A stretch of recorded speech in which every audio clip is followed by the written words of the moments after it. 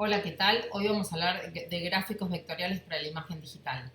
Tienen que saber que hay dos grupos para construir gráficos digitalmente. Uno son el grupo de gráficos se llaman mapa de bits, que son los gráficos que trabajan con píxeles. Nosotros hasta ahora estuvimos trabajando con el Photoshop. Este es es un programa que trabaja con píxeles, trabaja con mapa de bits. Tienen que recordar que las imágenes que son las imágenes que están formadas por retículas de cuadrados que son los píxeles y cada uno se le adjudica un color. Estos píxeles recuerden que no tienen un tamaño, excepto que yo sepa la resolución de la imagen, qué cantidad de píxeles en una pulgada entran, entonces ahí puedo saberlo, pero en general solo tienen que saber que son celdas que cambian de color. Y al ser celdas que cambian de color, cuando yo tengo que agrandar una imagen que yo ya definí, que tenía un tamaño, y la quiero agrandar al doble, lo que termina pasando es que tengo que agrandar el píxel al doble de tamaño o generar píxeles intermedios de color, haciendo una transición de un color al otro y generando un poco de fuera de foco de los bordes de la imagen. Cuando hay un contraste de color se vería un poquito el fuera de foco. En el caso de gráficos vectoriales, las imágenes se almacenan por medio de trazos geométricos controlados por cálculos y fórmulas matemáticas, tomando puntos de la imagen como referencia para construir el resto. En este caso, las imágenes ya son cálculos matemáticos, entonces ya no son píxeles. No es que tengo que agrandar el píxel, pero si yo pongo 2 por el cálculo matemático, automáticamente mi imagen puede tener el doble del tamaño, por ejemplo. Y los bordes siguen siendo perfectos. El cálculo matemático no se modificó y lo único que estoy haciendo es duplicar el tamaño. Ahora vamos a empezar a ver imágenes para ver ejemplos de esto.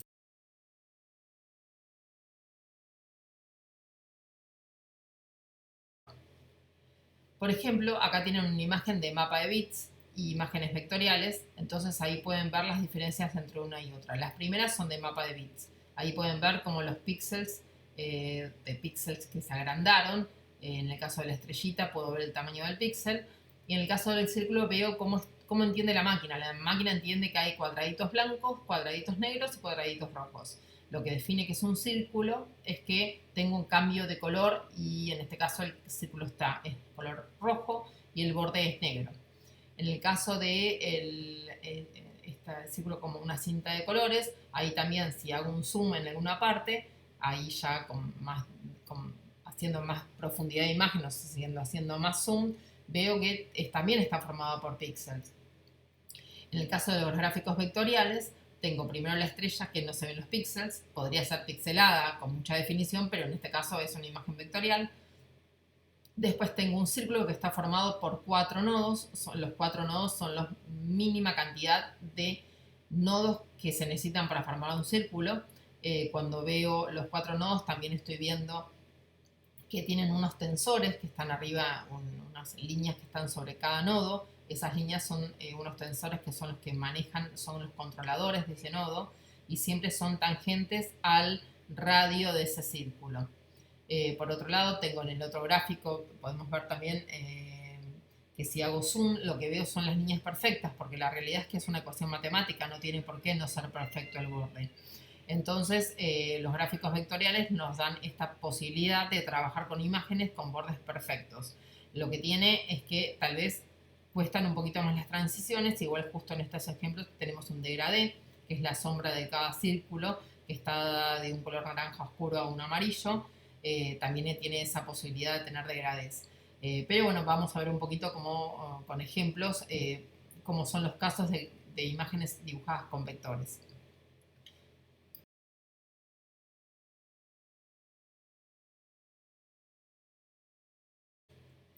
Los gráficos vectoriales. Los gráficos vectoriales se construyen a partir de puntos, vuelvo a repetir lo mismo que veníamos diciendo. Se almacena la referencia de la posición cartesiana de estos puntos, las coordenadas x e y la función que describe el camino entre ellos. Por ejemplo, el x al cuadrado es una parábola. De igual manera, un círculo se define vectorialmente por la posición de su punto central, por ejemplo, las coordenadas x e y por su radio.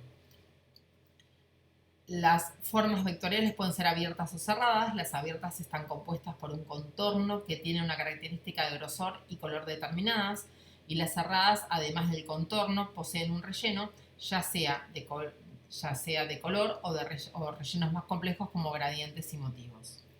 Gradientes son los degradés. La imagen vectorial está compuesta por un conjunto de formas vectoriales. En el archivo se almacena cada uno de sus vectores componentes y su posición y sus propiedades. Vamos a la cuarta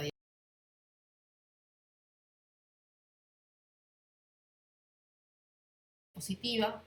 Acá tienen ejemplos, por ejemplo, esta es la letra C del logo de Coca-Cola, tiene un relleno de color rojo, aparentemente no tiene borde, este borde que vemos azul es lo que indica que el elemento está seleccionado y está formado por un montón de nodos, tal vez más cantidad de nodos de los necesarios, pero esos nodos están puestos seguramente porque se vectorizó la letra C de Coca-Cola, o sea, la letra C debe ser una tipografía y al vectorizarla generó esta cantidad de nodos. Si lo hubiésemos dibujado, probablemente lo hubiésemos dibujado con menos cantidad de nodos.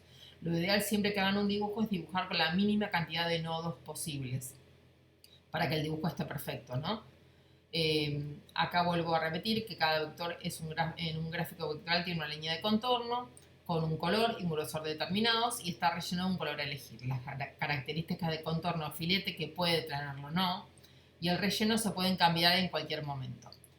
También puede pasar que una imagen esté creada en esqueleto, esté dibujada y no tenga ni relleno ni borde. Entonces no la puedo ver, pero el esqueleto está. Para que una imagen la vea tiene que tener relleno o borde de un color, bueno, que contraste con el fondo de papel de la hoja. Un círculo se define vectorialmente por la posición de su punto central, son las coordenadas X e Y, que es este punto, y su radio, que es el radio como está indicado en la imagen. Los principales elementos constituyentes de un vector son las denominadas curvas de Béziers, desarrolladas por Pierre Béziers por encargo de la empresa Renault. Se las encargaron para dibujar matemáticamente, necesitaban dibujar las curvas de los autos. Entonces por eso se llaman curvas de Bézier. Acá, por ejemplo, ustedes acá pueden ver el nodo y el manejador del nodo. Cuando ustedes ven un manejador es tangente a una curva que está en algún lado de la construcción del elemento. Cuando nos veamos en clase les voy a explicar y les voy a dibujar dónde estaría ese círculo, que esta vendría a ser la línea tangente. Voy a irme a la siguiente diapositiva, que es la 5.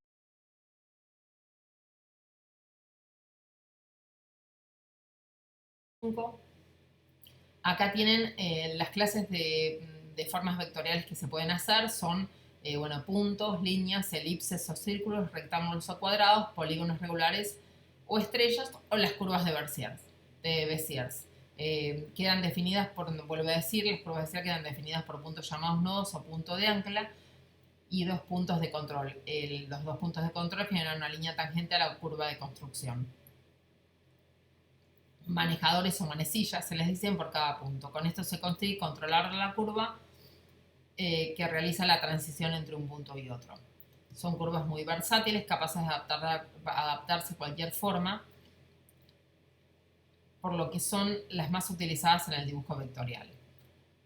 Formatos de gráficos vectoriales, las terminaciones de gráfico, así como vimos que las pixelares eran .jpg, eran .gif, .tif o .psd, que las vimos en Photoshop. Ahora las de vectoriales son .ai, que es la nativa del Illustrator. El EPS es un archivo vectorial basado en PostScript, que es el lenguaje de descripción de las impresoras. Es más universal y compatible, y el PDF está basado en este formato. El CDR es el formato de CorelDRAW, que es otro archivo que trabaja con vectores. El SVG es un formato vectorial para la web, que también se pueden grabar los archivos en SVG desde el Illustrator. El DXF y el DWG son formatos propios del AutoCAD, que son para hacer planos. Estos archivos todos estos archivos que estamos describiendo se pueden importar del Illustrator. Algunos, como el SVG, se puede grabar desde el Illustrator, pero el DXF y el DWG son archivos que se pueden importar.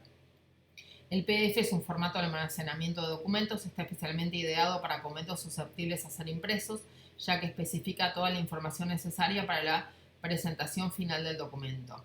determinando todos los detalles de cómo va a quedar y no requiriéndose procesos anteriores de ajuste. Es multiplataforma y puede integrar cualquier combinación de texto y gráficos. Esto es, en general, los archivos PDF son los que se suben a la web y después se descargan, y como la gente no necesita la tipografía con la que fue creada ni las imágenes, está todo en un solo archivo, entonces por eso son archivos ideales para subir información a la web y poderla descargar. También pasa lo mismo con la impresión. Al ser archivos que son compactos y que todos los elementos están adentro del archivo, son fáciles de imprimir y no piden una información extra.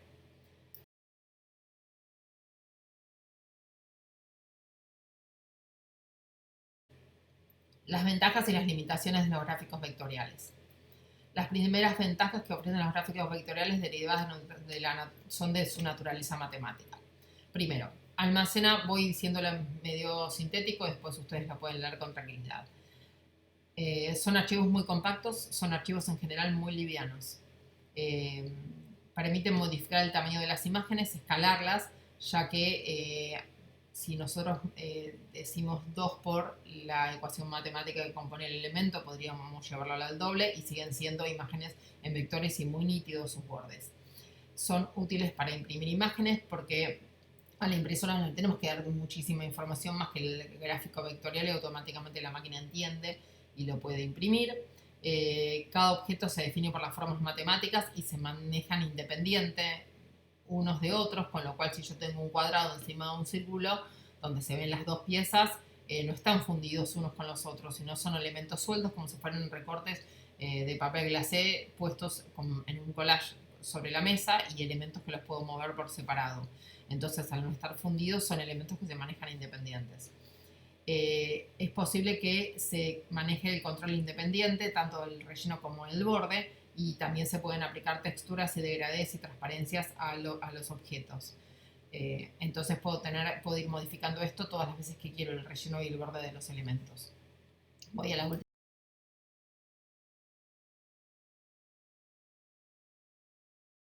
diapositiva.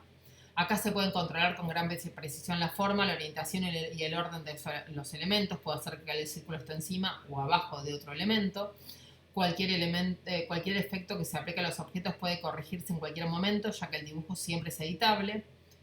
Es fácil de reutilizar un dibujo o una parte del dibujo en otros proyectos porque lo copias y lo pegás. Todos los objetos gráficos pueden fusionarse fácilmente entre sí. Puedo usar todos los grados de fusión como si fuesen los conjuntos matemáticos.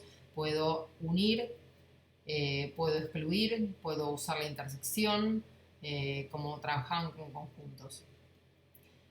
Se pueden relacionar diferentes formas con el resto de los objetos gráficos, se pueden agrupar, separar, recortar. Se puede ordenar las formas de cualquier manera si están superpuestas unas a otras, o se pueden separar o poner una encima de la otra. Permiten un manejo de textos muy avanzados porque admiten fuentes TrueType, y estas fuentes también después las puedo convertir a dibujo, entonces las fuentes ya dejan de ser fuentes editables, que les paso como si fuesen Word, donde le paso con el cursor y cambio las palabras. En este caso, cuando eso lo puedo hacer, es editable, mientras se mantenga editable. Cuando quiero terminar de hacer eso, las puedo convertir a dibujo y esas fuentes ya son un dibujo de la letra. Entonces eso lo puedo volver a editar, mover los nodos, cambiar las curvas, cambiar los colores de cada letra, el relleno, el borde, rellenarlas con otras texturas. Se pueden incluir mapa de bits o dibujos vectoriales, también para rellenos o como elementos separados. Un vector puede exportarse en un formato de BIP estándar como GIF o JPG. Cuando yo termino de trabajar, puedo todo eso grabarlo como PDF, puedo exportarlo como JPG, puedo exportarlo como PNG. O sea, tengo un montón de opciones de exportación de estos elementos y convertir los formatos que son vectoriales a pixelares.